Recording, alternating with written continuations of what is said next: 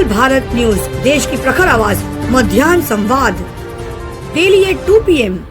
नमस्कार, उज्जवल भारत न्यूज की मध्याह्न संवाद 2 PM में आप सभी का स्वागत है। पहले समाचार गुजरात के पाटन जिले से।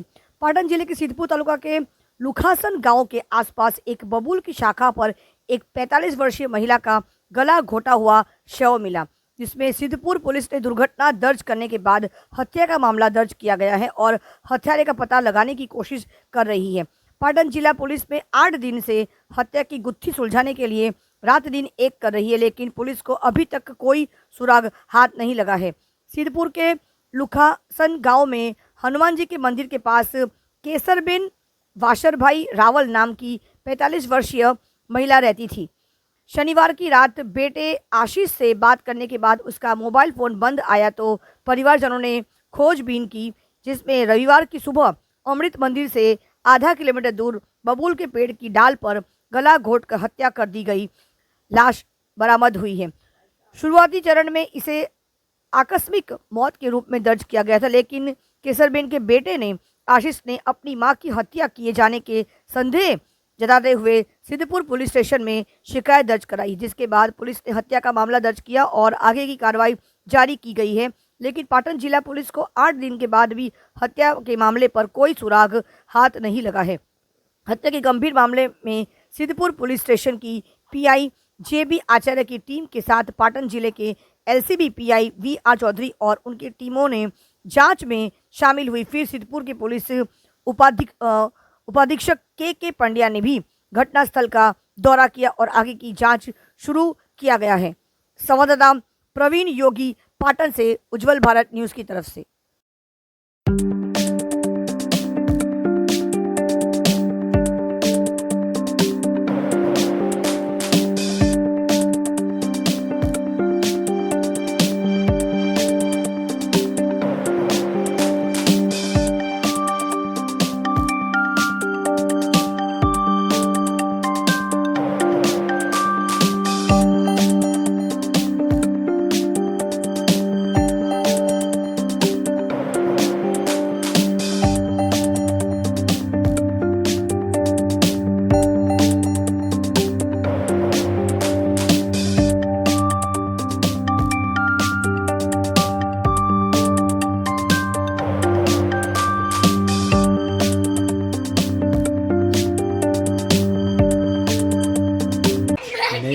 શનિવાર 20 તારીખે શનિવાર રાત્રે મારી મમ્મીને ફોન કરેલો અને વાત થયેલી કે બેટા તું હું સામાન પેક કરું છું, પછી તું મને અંદર હું સફાઈ કરવા જાઉં એટલી વાર પછી તું મને લેવા આવ।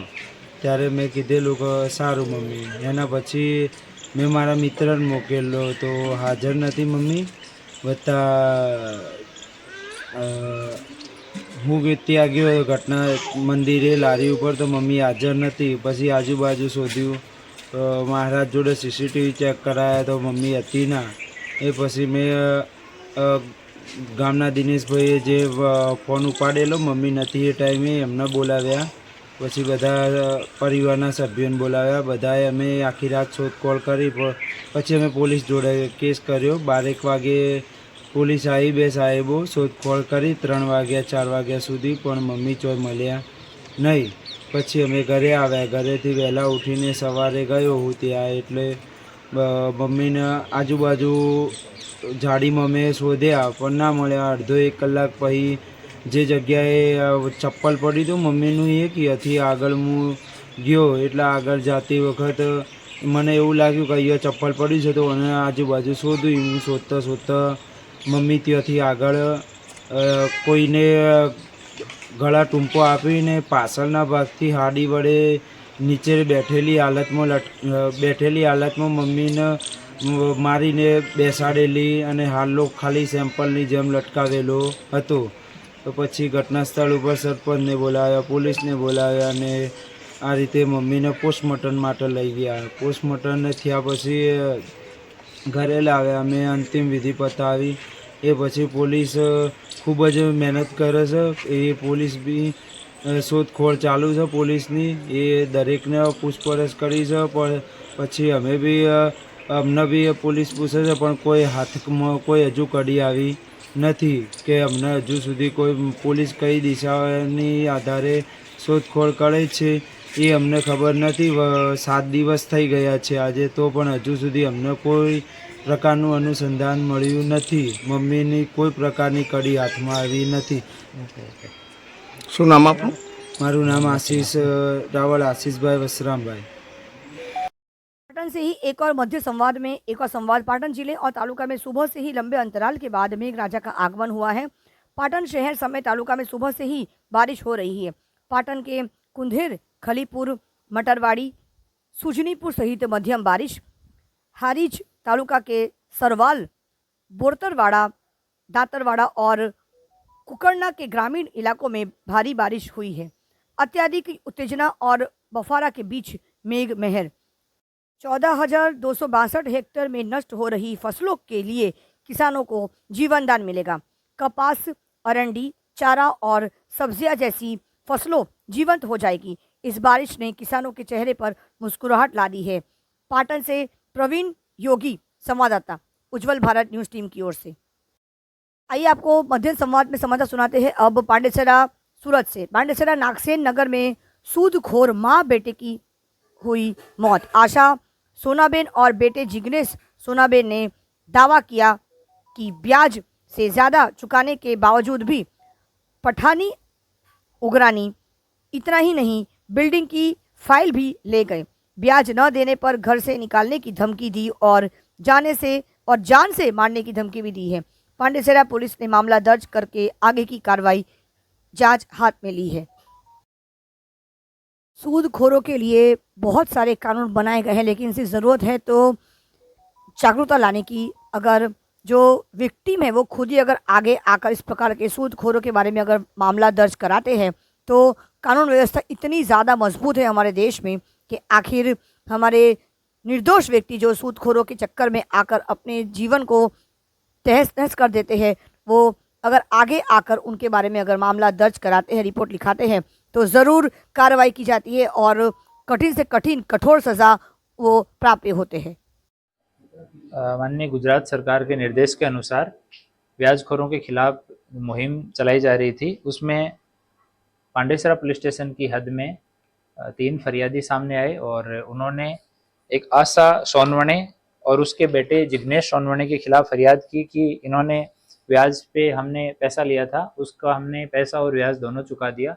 उसके बावजूद भी ये लोग अभी भी हमें परेशान कर रहे हैं, गाली गलौज करते हैं और मानसिक शोषण करते हैं।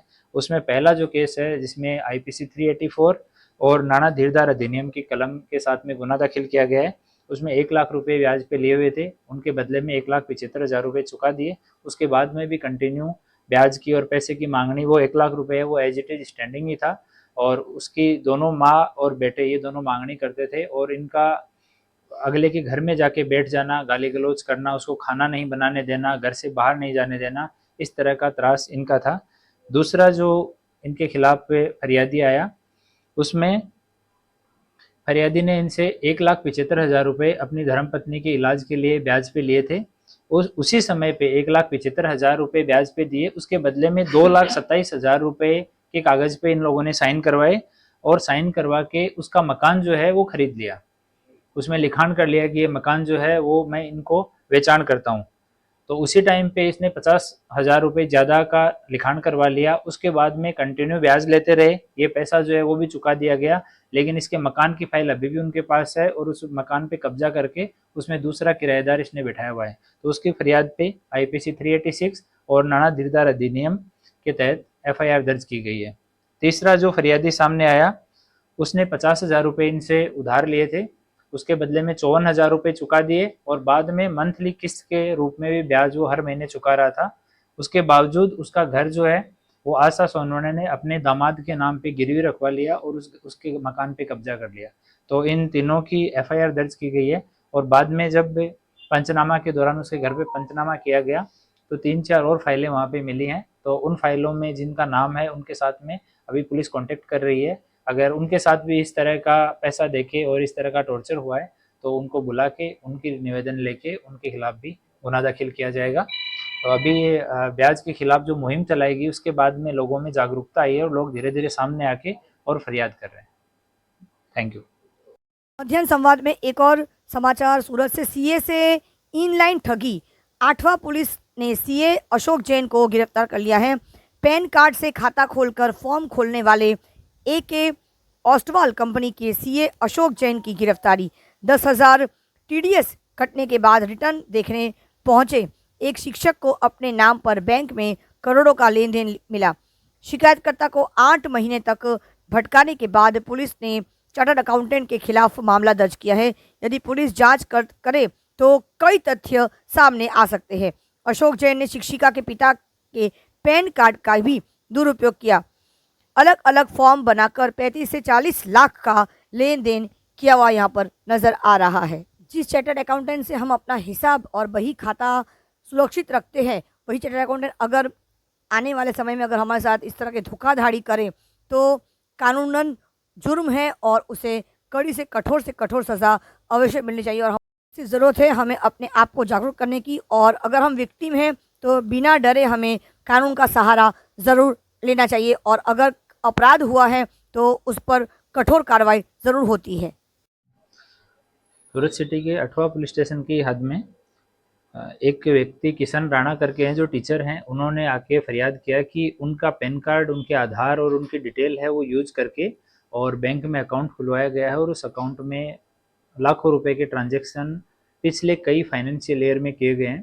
तो जब उसकी डिटेल ली गई, बैंक से डिटेल मांगा गया, मोबाइल नंबर, मेल आईडी सब पूछताछ के दौरान लिया गया, तो ये सामने आया कि एक AK ओस्तवाल करके कंपनी है जो मजूरा गेट पे है, इसके ओनर हैं श्री अशोक जैन हैं।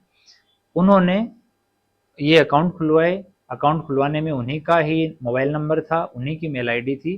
तो सारा इन्वेस्टिगेशन किया गया, तो अशोक जैन है उनके खिलाफ में गुना दाखिल किया गया है और अभी उनको अरेस्ट किया गया है। उन्होंने क्यों ये अकाउंट खुलवाए, क्यों ट्रांजैक्शन किए, इसके बारे में अभी उनसे पूछताछ की जा रही है।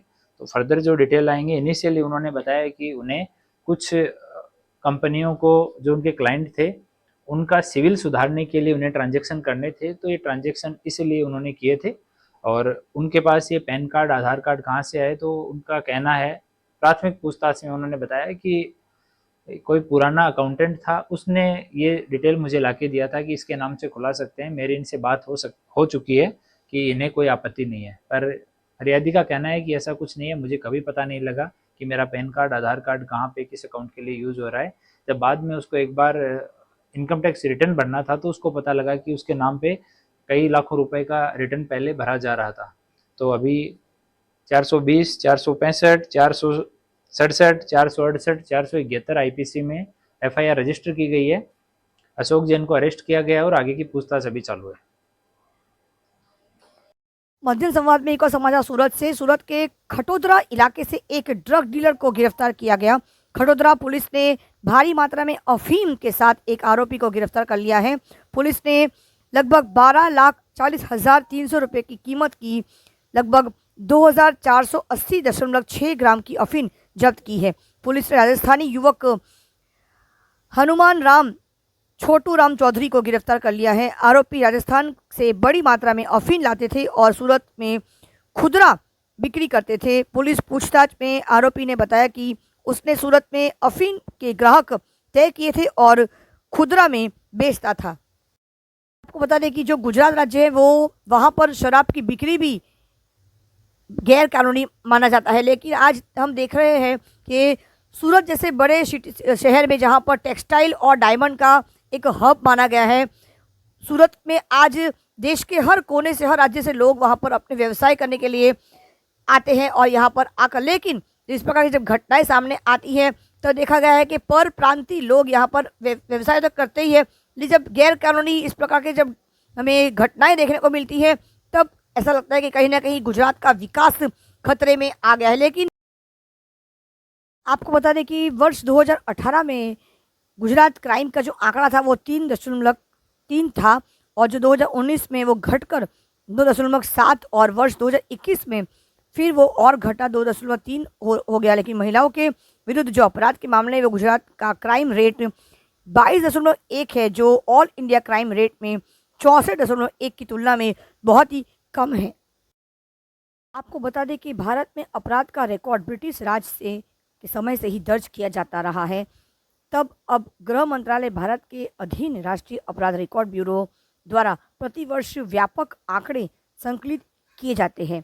भारत में अपराध दर 2021 की अगर बात करते तो प्रति 1 लाख जनसंख्या पर अपराध दर हत्या का मामला 2.1, बलात्कार का मामला 4.8, अपहरण का मामला 7.4, सड़क दुर्घटनाओं से मृत्यु 10.1, सड़क दुर्घटनाओं से मृत्यु 10.1, दहेज हत्याएं 1.0, गंभीर चोट से 6.6, यौन उत्पीड़न 2.6, मानव तस्करी 0.1, दंगों से 3.1, चोरी 42.9। सिटी के खटोदरा पुलिस स्टेशन की हद में सूरत सिटी के no drugs in Surat city के तहत ड्रग्स पे काम कर रहे थे। उसी दौरान खटोदरा पुलिस स्टेशन को बात में मिली कि एक व्यक्ति अफीम का धंधा करता है। तो वो अल्थान रोड बठार एरिया में रह रहा था, एक मकान किराए पे लेके। जब उसके घर पे टीम ने सर्च किया तो वहाँ से किचन में 2 किलो 480 ग्राम अफीम बरामद हुआ। साथ में अफीम को छोटे छोटे टुकड़ों में पैक करने के लिए प्लास्टिक की थैली बरामद हुई। उसको तोलने के लिए इलेक्ट्रॉनिक कांटा बरामद हुआ। और उससे पूछताछ में उसने बताया कि वो ये माल जो है वो राजस्थान में से खरीद रहा है और जनवरी से वो वहाँ से खरीद के और यहाँ छोटे छोटे टुकड़ों में इसको पैक करके और बेचने का काम कर रहा है। वो सूरत लंबे टाइम से रह रहा है। पहले वो रिक्शा चलाता था, फिर वो एम्ब्रॉयडरी का उसने काम किया जिसमें उसको घाटा लग गया। बीच में वो वापस राजस्थान चला गया था और वहाँ से वापस आने के बाद में उसने ये काम अभी शुरू किया। और वहाँ से वो कम क्वांटिटी में अफीम खरीदता था, बाद में उसमें चाशनी और शहद मिला के उसकी क्वांटिटी बढ़ा लेता था और इस तरह से वो प्रॉफिट कमा रहा था। तो अभी उससे पूछताछ की गई है। एक आरोपी शंकास्पद जो है उसका नाम पूछताछ में सामने आया है। तो आगे की इन्वेस्टिगेशन उससे और पूछताछ करके बाद में शुरू की जाएगी।